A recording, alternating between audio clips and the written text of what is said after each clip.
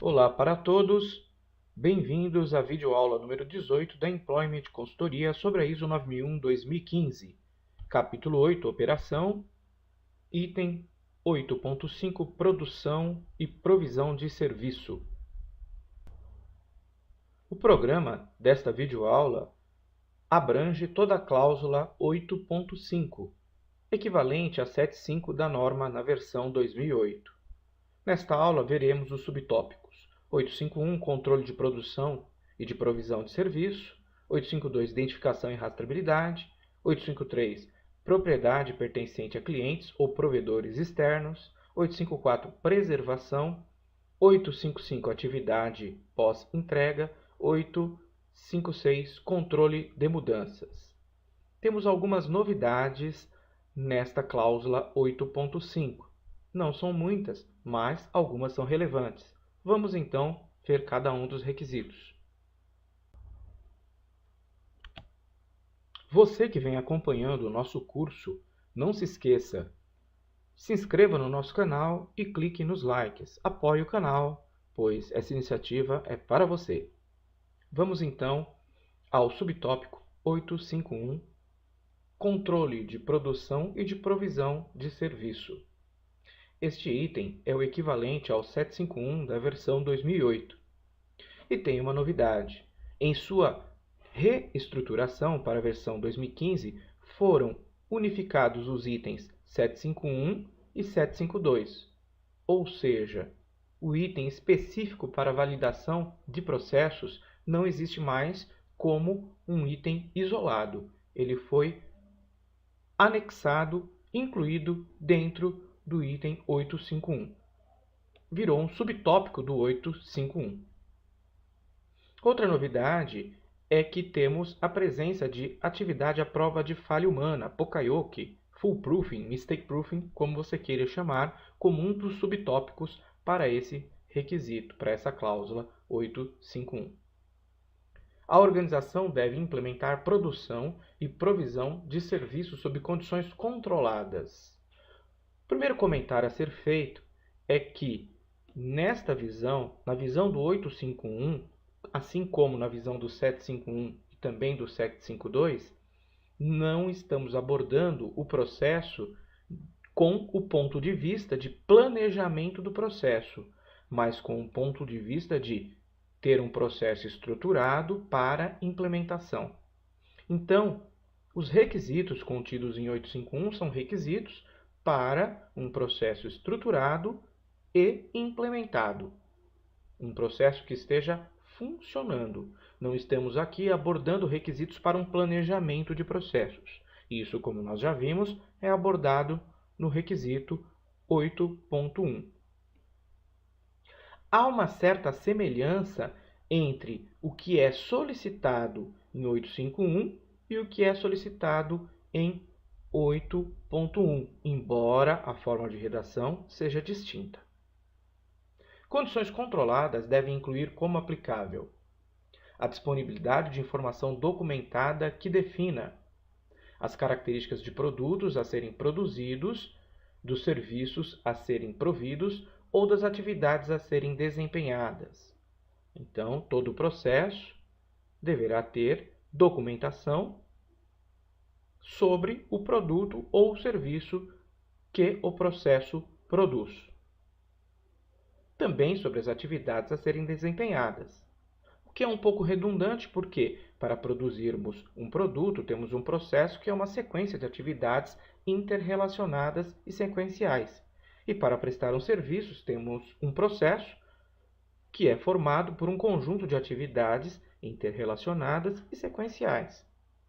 Portanto, temos documentação para descrever as características do produto, dos serviços e das atividades a serem desempenhadas.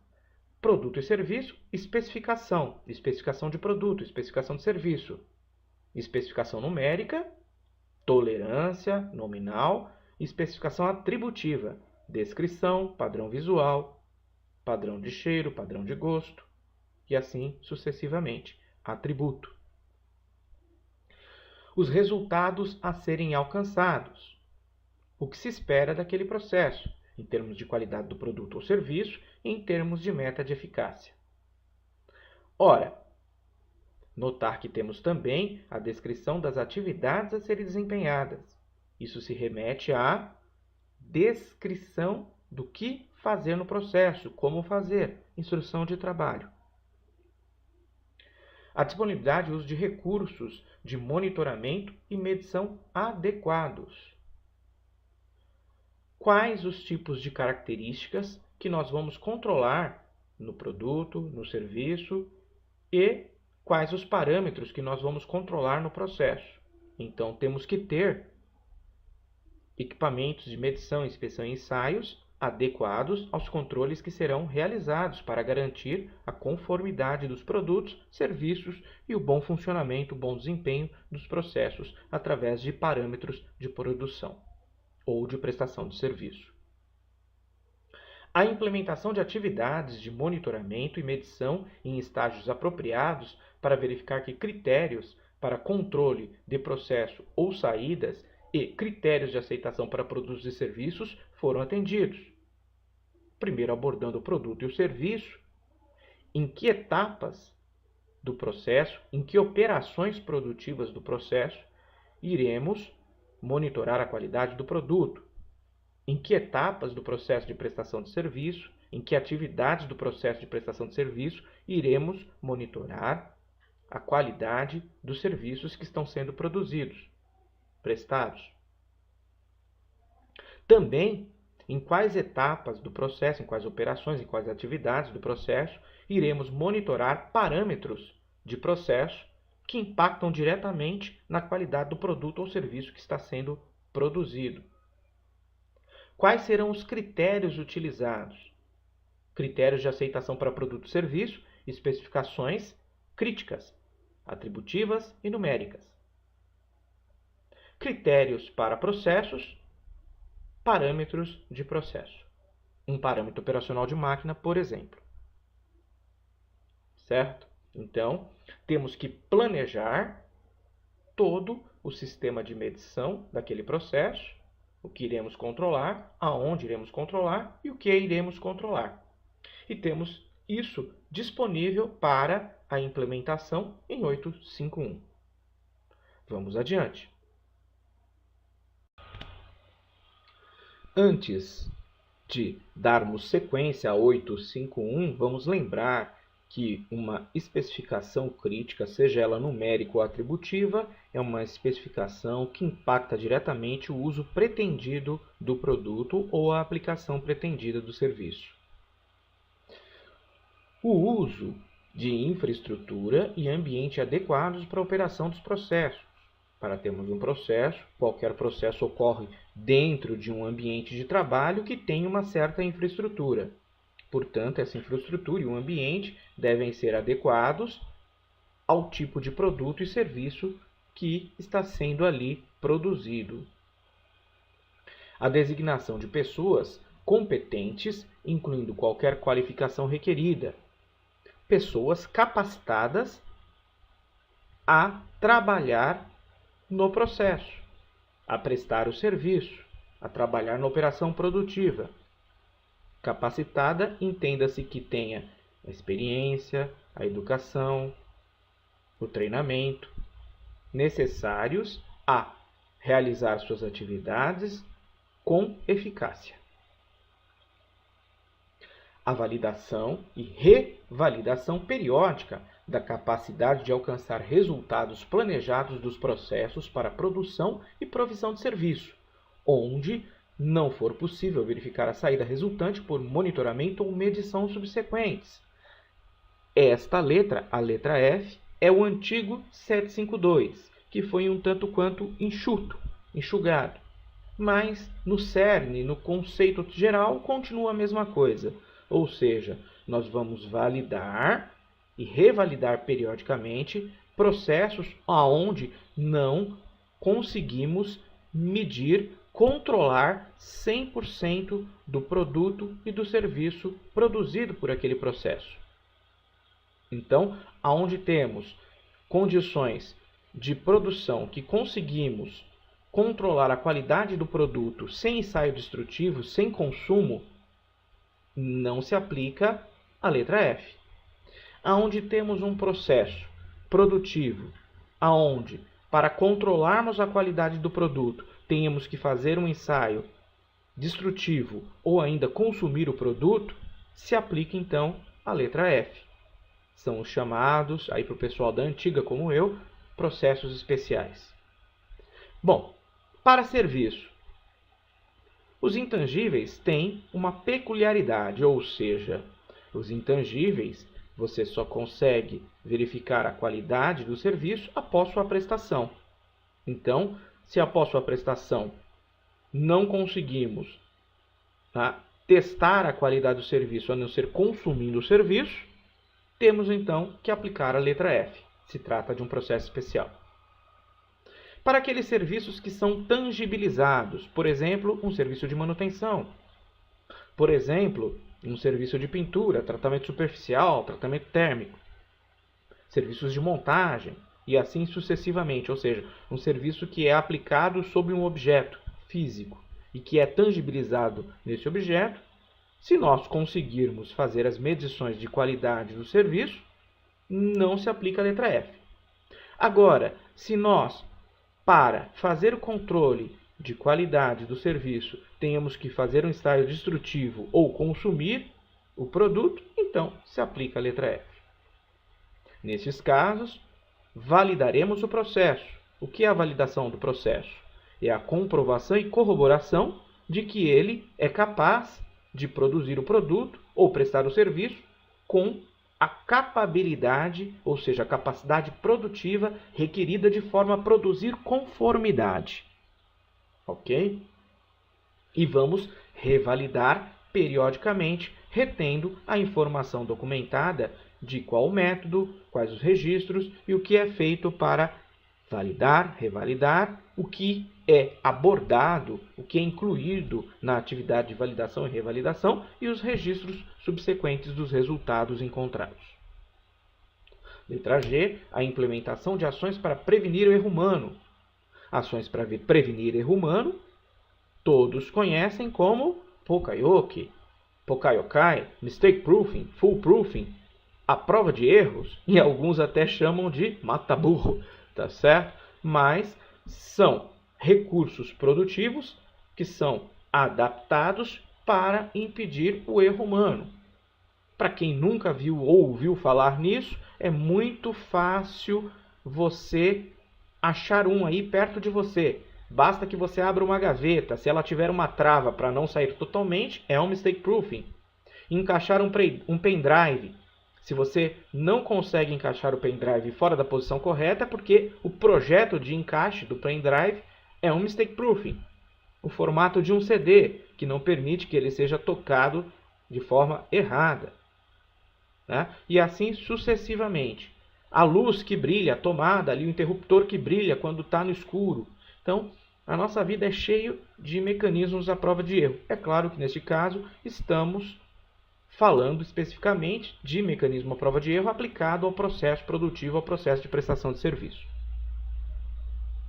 A implementação de atividades de liberação, entrega e pós-entrega, a implementação de atividades de liberação do produto, do serviço, né? Inspeção final, então também de embalagem, entrega e serviços associados de pós-entrega, como treinamento, instalação, manutenção, garantia, etc.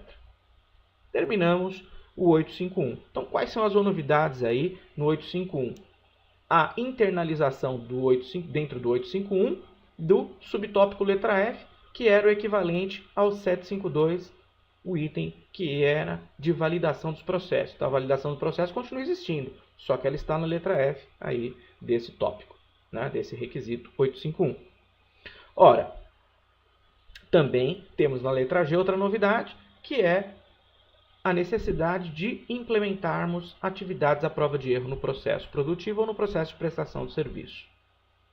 Ok, pessoal? Se você tem dúvidas na estruturação de seus processos para adequação à norma ISO 9001-2015, contate a Employment Consultoria. Teremos prazer em lhe ajudar. Vamos agora continuar nossa aula. Agora, o requisito 852, identificação e rastreabilidade. A organização deve utilizar meios adequados para identificar saídas, quando isto for necessário para assegurar a conformidade de produtos e serviços. Note que na tradução da BNT não existe a palavrinha para. Eu agreguei porque me parecia fazer sentido tê-la dentro do texto. No contexto geral, a utilização da identificação continua sendo um requisito da norma, tá certo? E a identificação é composta pelas informações tradicionalmente conhecidas: número da ordem de serviço, número do lote, número da ordem de fabricação, descrição, nota fiscal, complementos como cliente, fornecedor, tá certo?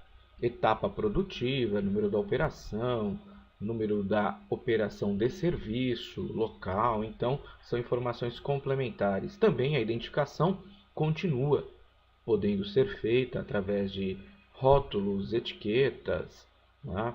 Através do próprio documento da ordem de serviço ou da ordem de fabricação. Enfim, em termos de requisito, a questão da identificação não mudou nada. Tivemos uma mudança aí na redação em que estamos falando de saídas, né?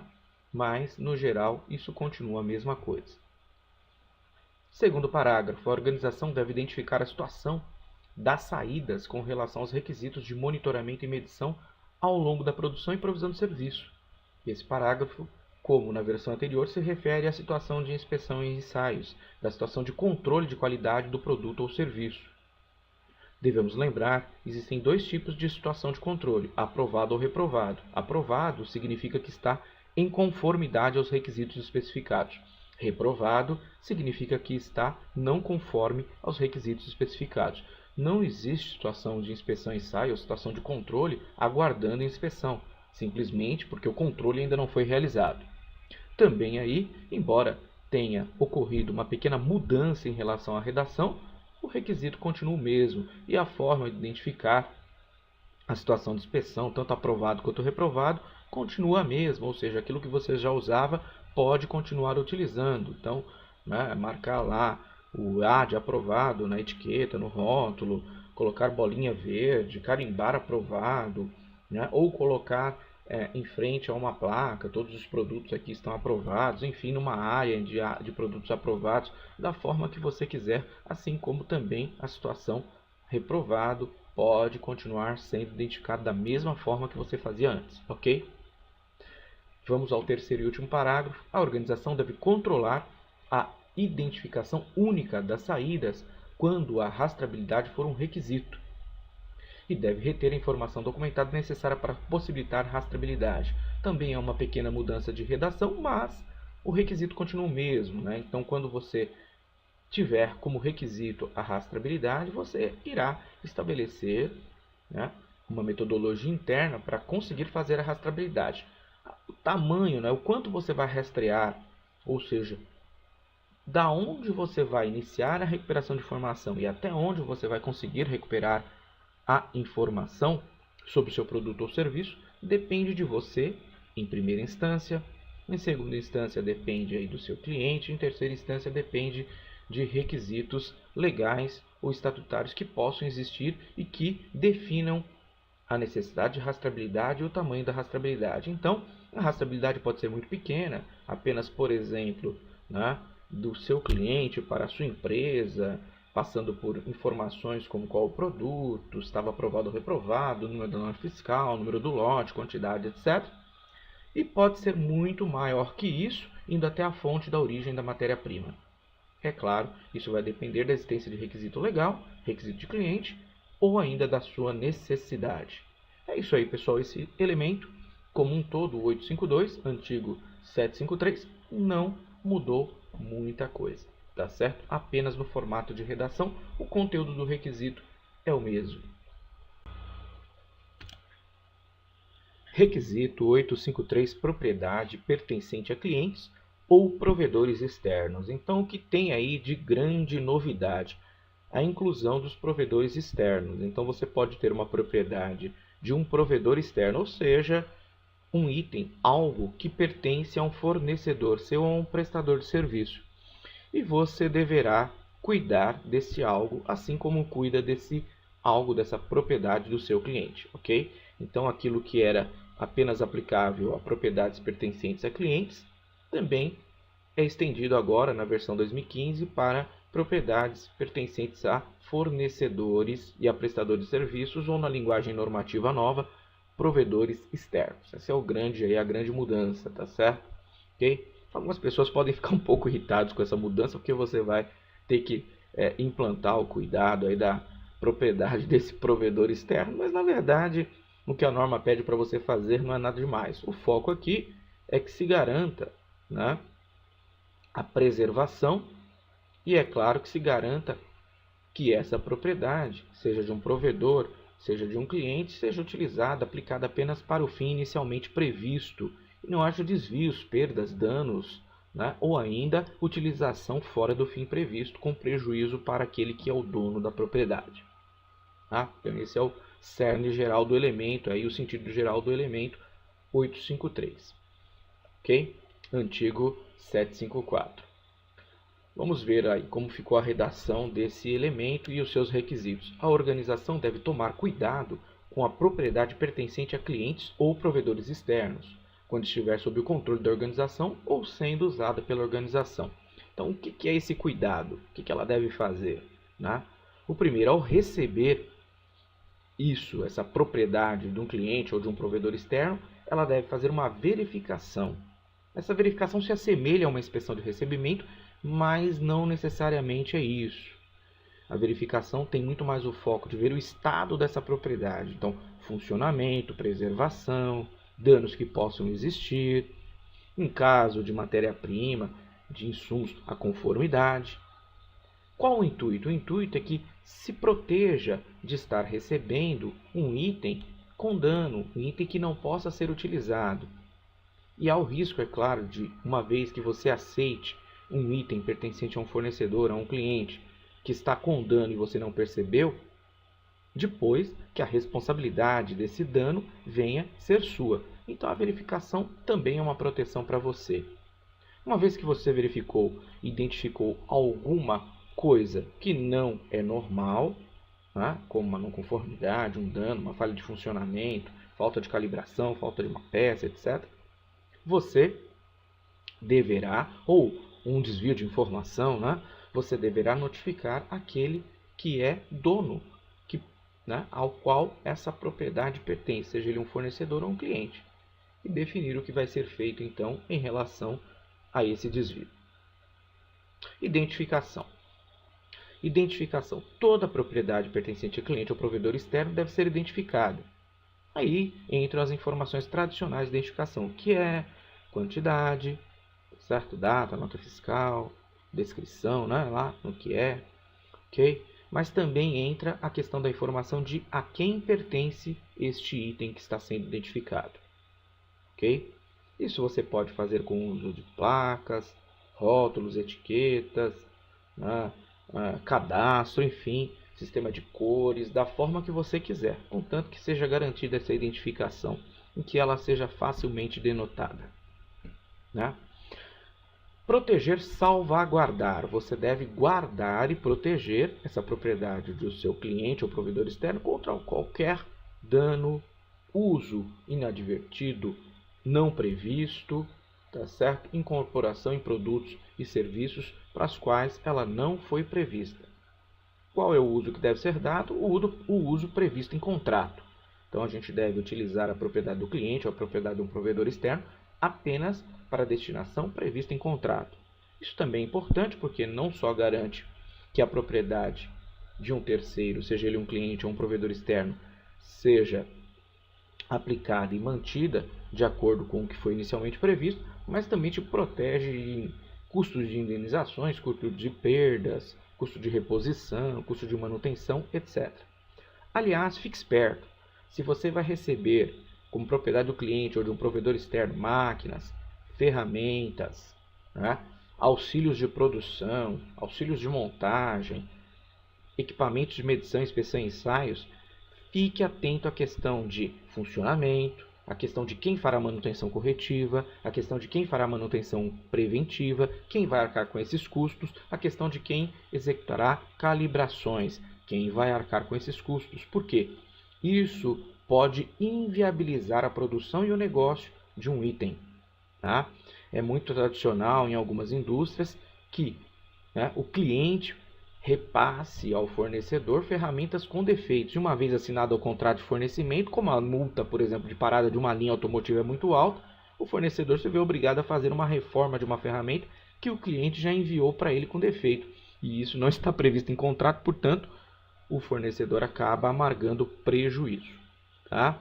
Então é muito importante verificar e estabelecer em contrato no recebimento, né, como é que é a situação do item que você está recebendo. E depois, é claro, antes da aceitação desse item, estabelecer lá no contrato, na verdade antes, não depois da aceitação desse item, estabelecer no contrato quem vai ser o responsável pela atividade de manutenção, seja ela corretiva e preventiva, calibração, se for aplicável, etc. Tá? Quando a propriedade de um cliente ou provedor externo for perdida, danificada ou de outra maneira constatada inadequada para uso, a organização deve relatar isto para o cliente ou provedor externo e reter informação documentada sobre o que ocorreu. Então deve existir aí um registro do dano, da perda, né, de alguma inadequação para uso, e esse, é claro, registro deve ser guardado, arquivado, mas também deve ser notificado o dono dessa propriedade, ou seja, o cliente ou provedor externo. E aí, é claro, a questão de indenização, de reposição de custo, vai ser conforme o contrato definido entre a organização e seu cliente, ou a organização e seu provedor externo, seu fornecedor, seu prestador de serviços. Tá? E aí, notinha, uma propriedade de cliente ou provedor externo pode incluir material, componentes, ferramentas e equipamentos, instalações de cliente, propriedade intelectual e dados pessoais. Então, quais são os tipos mais comuns de propriedade, né, de um terceiro, de um cliente ou de um provedor? Matéria-prima, embalagens, retornáveis ou não, né, insumos, equipamentos, máquinas, ferramentas, equipamentos de medição, inspeção e ensaios. Esses são os mais comuns físicos. Okay? Mas também pode ser equipamentos de infraestrutura, equipamentos auxiliares de montagem, de fabricação, uma instalação, né? Um local, um ambiente de trabalho. Também temos a propriedade informação. Então, essa informação pode estar contida num documento, num registro. O que pode ser isso? Um projeto, uma informação sobre a identificação de quem que é o cliente ou dados pessoais desse cliente ou desse provedor externo, ou um projeto do provedor externo. Okay? No caso de produto fornecido pelo cliente ou pelo provedor externo, informação, os cuidados não são físicos do ponto de vista da preservação, né, de conformidade, mas sim do ponto de vista da preservação da informação, a não perda dessa informação, não extravio dessa informação, né, o uso permitido em acordo comercial e, é claro, a confidencialidade dessa informação. Tá? Então, pode requerer aí um controle de acesso à informação, a assinatura de documentos de confidencialidade por parte de seus funcionários, etc. Vai depender do que se trata. Ok? Ainda mais um detalhe, quando se trata de itens físicos, então o controle de estoque, o que entra, o que sai, quanto ficou, o saldo. Ou no caso de equipamentos, o controle patrimonial, né? Então a nota de comodato, o que está lá, né? O tempo de permanência, todas aquelas questões fiscais que você está acostumado. É isso aí, pessoal. 853, propriedade pertencentes a clientes e provedores externos. Agora o elemento 854, preservação, antigo 755. A organização deve preservar as saídas durante a produção e provisão de serviços, na exceção necessária para assegurar a conformidade com os requisitos. Nota: a preservação pode incluir identificação, manuseio, controle de contaminação, embalagem, armazenamento, transmissão, transporte e proteção.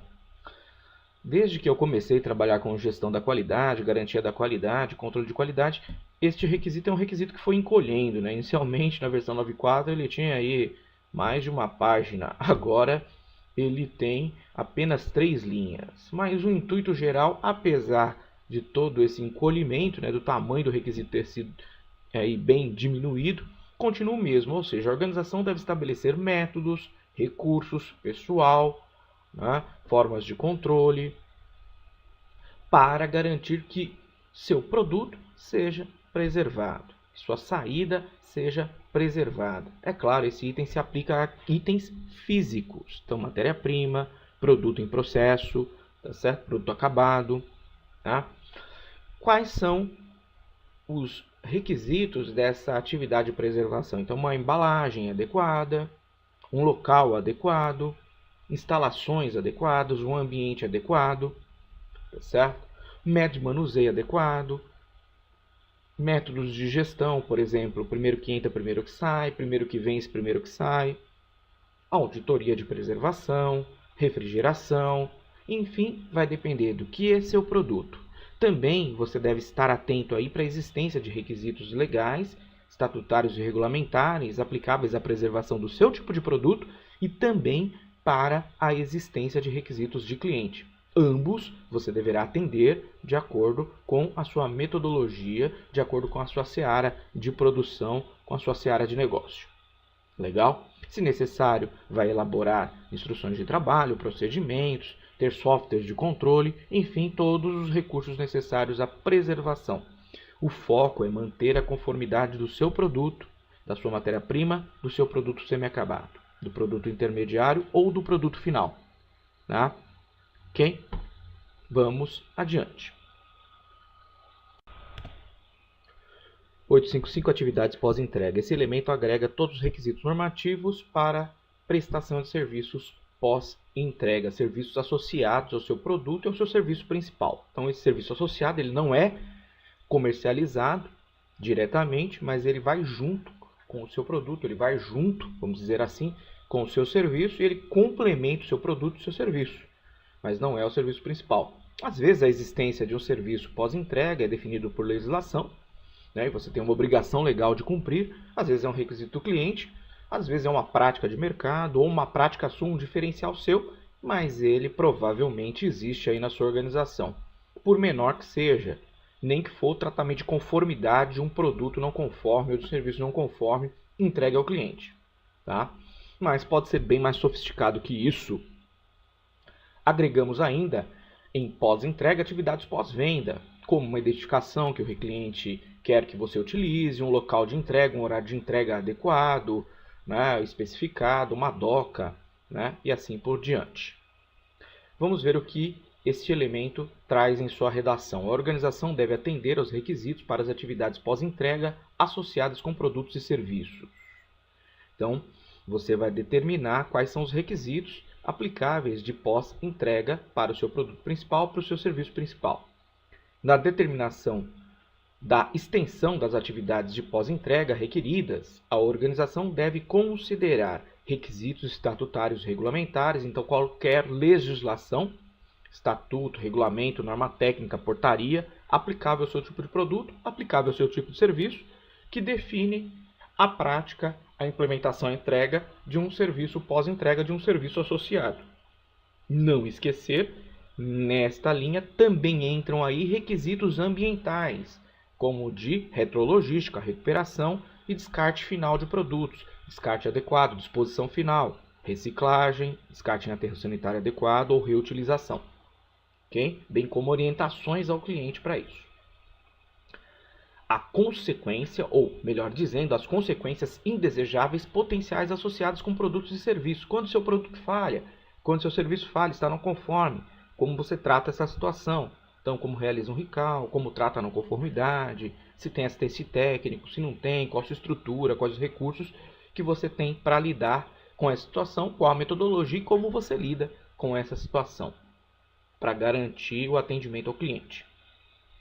A natureza, o uso e o tempo de vida pretendido de seus produtos e serviços. Então, depois de esgotado o tempo de vida, o número de ciclagens, né, quando o produto perdeu a validade ou quando ele foi totalmente consumido, utilizado, o que deverá ser feito com ele. Aí voltamos à questão da disposição do produto, mas também se o produto, para durar um certo tempo de vida, para aguentar um certo número de ciclagens, para ter aquele desempenho, ele precisa de algum tipo de manutenção preventiva, alguma manutenção corretiva, algum cuidado especial que você vai fornecer junto com esse produto ou com esse serviço. requisitos ao cliente, né, requisitos do cliente, tudo que o cliente quiser em termos de serviço associado, estabelecido em contrato, você vai ter que atender. E retroalimentação de cliente, então dados de qualidade e de não qualidade que o cliente te informe. Então estatísticas de não qualidade, como PPM, reclamações, tá certo? Relatórios de assistência técnica, relatórios de retorno de campo, todas as informações oriundas do cliente, intermediário do cliente final, e que você possa utilizar para melhorar o seu serviço de pós-entrega, o seu serviço associado ao seu produto principal ou ao seu serviço principal. Nota: atividades de pós-entrega podem incluir ações sob provisão de garantia, obrigações contratuais, como serviços de manutenção, serviços suplementares como reciclagem ou disposição final, instalação, treinamento, enfim, o que for aplicável ao seu tipo de produto, ao seu tipo de serviço. Estabeleça seu processo de prestação de serviço pós-entrega, de atividade pós-entrega, mão de obra, método, recursos, ambiente de trabalho, métodos de controlar, métodos de avaliar a qualidade desse serviço, enfim, estabeleça o seu processo, a sua atividade pós-entrega e implemente. 856, controle de mudanças. Agora sim, uma novidade na ISO 9001-2015, o controle de mudanças.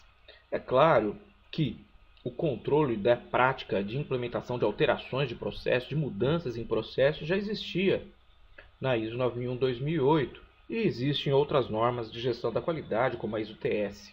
Mas, na versão ISO 9001-2015, isso foi reorganizado, reelaborado, reescrito e está muito mais claro o que a organização deve fazer. Inclusive, a questão do controle de mudanças aparece aí de formas diferentes, formas de nuances diferentes ao longo da norma. Nesse momento aparece, então, 856, controle de mudanças. A organização deve analisar criticamente controlar mudanças para produção ou provisão de serviços na extensão necessária para assegurar continuamente conformidade com os requisitos. Então, uma vez identificada uma mudança que está sendo planejada para implementação ou uma mudança que ocorreu de forma não planejada, a organização deve identificar essa mudança, analisar-a criticamente e controlar essa mudança para que não cause não atendimento aos requisitos de cliente, aos requisitos de produto, aos requisitos de serviço. A organização deve reter informação documentada que descreva os resultados das análises críticas de mudanças e pessoas que autorizem a mudança e quaisquer ações necessárias decorrentes de análise crítica. No foco aí da mudança planejada, então deve ter informação sobre a mudança, o planejamento, a análise, a aprovação da mudança, né? E é claro, depois o projeto de implementação da mudança, a implementação, o controle dessa implementação, né? Até que o resultado obtido com a mudança seja aquele previamente planejado, ok? Bom, então as mudanças devem vir para garantir a conformidade de produto e serviço e garantir a melhoria do desempenho dos processos, da eficácia dos processos e da conformidade de produtos e serviços, ok? Agora, nós sabemos que existem organizações que vivem ciclos negativos de qualidade, em que as mudanças dependem não de um planejamento, mas da entrada e saída de pessoas, por exemplo, né? Então, essas organizações passam por grande dificuldade. Esse requisito, então, ele entra como um apoio para essa organização. A organização vai ter que passar a identificar essas mudanças previamente, a analisar, aprovar ou não, e controlar, quando for o caso, a implementação de uma mudança, para que justamente o efeito da mudança não seja negativo, ou seja, o requisito do cliente, o requisito de produto, o requisito de serviço, não sofra com a implementação dessa mudança. Mudanças mal planejadas, mal pensadas, geralmente trazem alto custo para as organizações, pessoal. Então, muita atenção quanto a esse elemento, muita atenção com o seu ambiente organizacional e como ocorre o processo de mudança na sua organização. Bom, se você vem assistindo a nossa aula sobre a ISO 9001-2015, não se esqueça de se cadastrar no canal da Employment Consultoria. Também mantenha atenção que o nosso treinamento não pretende esgotar todas as questões pertinentes aos elementos normativos e aos requisitos normativos, mas é uma discussão interessante, completa, né, e bem estruturada de cada um desses requisitos. Por um outro lado, se você quer um treinamento mais detalhado, com carga horária maior, com outro tipo de apresentação, que tem auxílios visuais, exemplos, e quer elucidar dúvidas particulares da sua organização, entre em contato com a Employment Consultoria. Estamos dispostos e disponíveis e vamos gostar muito de realizar o treinamento aí na sua organização. Além do que, o nosso material fornece também exercícios e casos práticos para você realizar em workshops durante o processo de treinamento. Se você quer uma consultoria customizada de baixo custo de implementação, contrate os serviços da Employment Consultoria. www.employconsult.com.br.